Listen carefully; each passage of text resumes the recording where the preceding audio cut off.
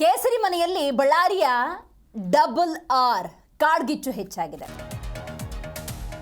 ರಾಮುಲು ರೆಡ್ಡಿ ಕಾಡ್ಗಿಚ್ಚು ಇದು. ಆತ ಬಳ್ಳಾರಿಯಲ್ಲಿ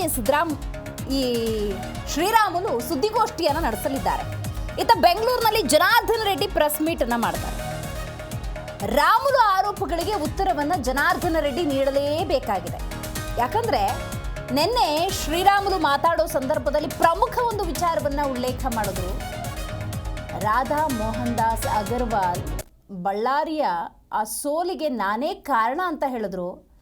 ಆದರೆ ಜನಾರ್ದನ್ ರೆಡ್ಡಿ ಮತ್ತು ಬಂಗಾರು ಹನುಮಂತು ಈ ರೀತಿ ಮಾಹಿತಿಯನ್ನು ವರಿಷ್ಠರೊಂದಿಗೆ ಹಂಚಿಕೊಂಡಿದ್ದಾರೆ. ಆ ರೀತಿ ಮಾತುಗಳನ್ನು ಅಲ್ಲಲ್ಲಿ ಹೇಳ್ತಾ ಬರ್ತಿರೋದ್ರಿಂದಾಗಿ ಅವರ ಮಾತನ್ನು ಕೇಳಿ ನನ್ನ ಮೇಲೆ ಈ ರೀತಿಯ ಗುರುತರ ಆರೋಪವನ್ನು ಮಾಡಿದ್ದನ್ನು ನಾನು ಒಪ್ಪೋದಿಲ್ಲ ಅನ್ನುವಂಥ ಮಾತನ್ನು ಹೇಳಿದರು. ಹಾಗಾಗಿ ಈ ಬಳ್ಳಾರಿಯ ಬಿಜೆಪಿಯ ಬೆಂಕಿ ಏನಿದೆ ಅದು ದೆಹಲಿಗೆ ಶಿಫ್ಟ್ ಆಗೋ ಸಾಧ್ಯತೆ ಇದೆ ಅಂತ ಹೇಳಲಾಗ್ತಾ ಇದೆ.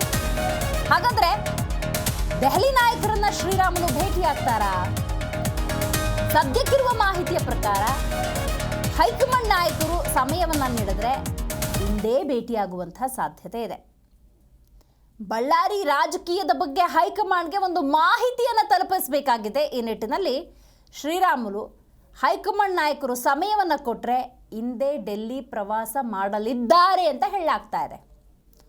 ನೋಡಿ, ರಾಜ್ಯ ಬಿಜೆಪಿ ಅಂದ ಸಂದರ್ಭದಲ್ಲಿ ಬಹಳಷ್ಟು ಬೆಳವಣಿಗೆಗಳು ಈ ದಿನಗಳಲ್ಲಿ ನಡೀತಾ ಇದೆ.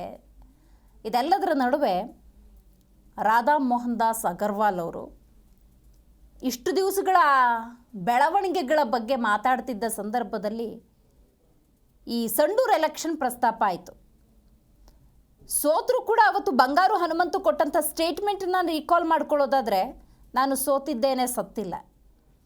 ಈ ಹೇಳಿಕೆಯನ್ನು ಕೊಡುವಾಗಲೂ ಕೂಡ ಸೋತಿದ್ದರೂ ಗೆಲುವಿನ ನಗೆ ಬಂಗಾರು ಹನುಮಂತು ಮುಖದಲ್ಲಿತ್ತು.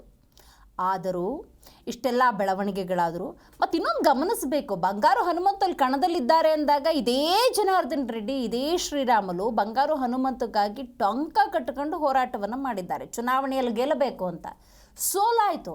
ಆ ಸೋಲಿನ ಆತ್ಮಾವಲೋಕನವನ್ನು ಸೋಲಾದ 1 ವಾರವೋ 15 ದಿವಸದಲ್ಲಿ ಮಾಡಬೇಕು. ಈಗ ರಾಧಾ ಮೋಹನ್ ದಾಸ್ ಅಗರ್ವಾಲ್ ಅವ್ರು ಬಂದುಬಿಟ್ಟು ಆ ಸೋಲಿಗೆ ಶ್ರೀರಾಮುಲು ಕಾರಣ ಅಂದ್ಬಿಟ್ರೆ ಅದು ಹೇಗೆ ಒಪ್ಕೊಳ್ಳೋದು ಅನ್ನೋದು ಶ್ರೀರಾಮುಲು ಪ್ರಶ್ನೆ.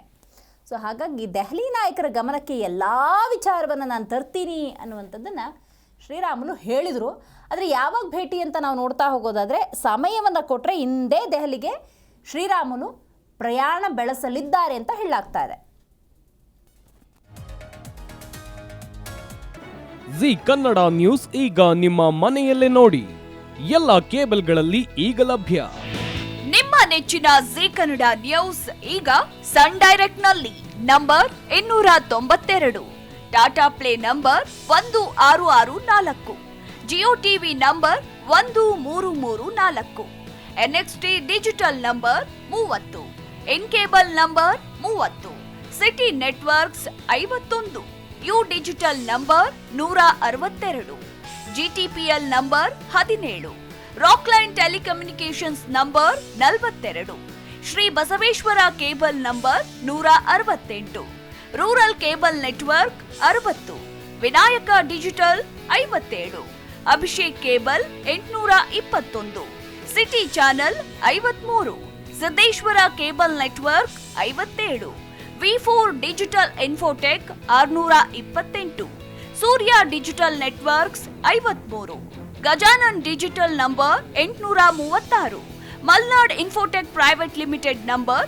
56, Metrocast number 830, Victory Digital number 167ರಲ್ಲಿ ನೋಡಿ ಆನಂದಿಸಿ.